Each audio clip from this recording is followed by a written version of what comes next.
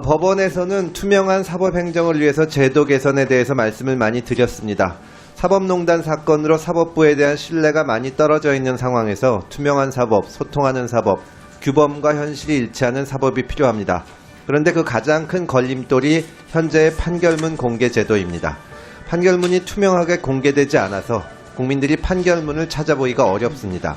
전관예우 방지와 내 외부에 부당한 영향을 받지 않는 공정한 재판을 위해서 판결문이 투명하게 공개되고 쉽게 찾아볼 수 있게 해달라고 다시 한번 말씀을 드리겠습니다.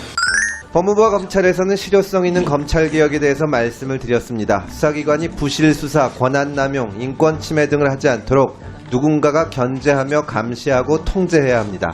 경찰 수사에서 그런 문제점이 발견되면 그걸 통제하는 기관이 검찰입니다. 검찰개혁은 시대적 사명이고 이제는 모두 특수부 폐지를 외치고 있습니다. 그러나 서울중앙지검의 규모는 정권을 가리지 않고 계속 커져왔고 검찰의 직접 수사 비율도 해마다 증가하고 있습니다. 검찰은 본연의 임무에 충실해야 합니다. 검찰의 직접 수사권을 대폭 내려놓고 경찰에 대한 통제와 기소에 집중해야 하는 것이 우리 검찰에 나아갈 방향이라고 생각합니다.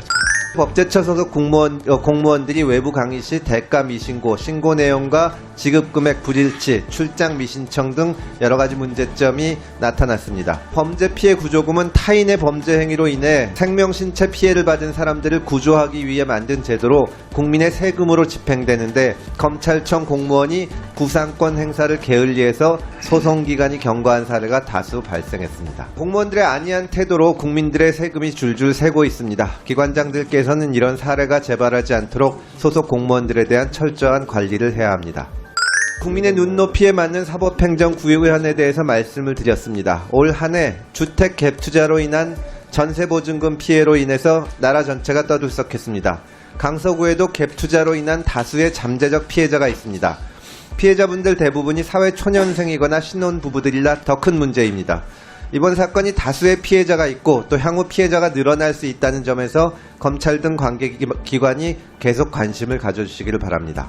감사원은 학교시설 내 성면관리의 안전성을 제고하기 위해서 학교의 성면관리 실태 감사 결과를 발표하면서 학교 이름을 공개하지 않았습니다.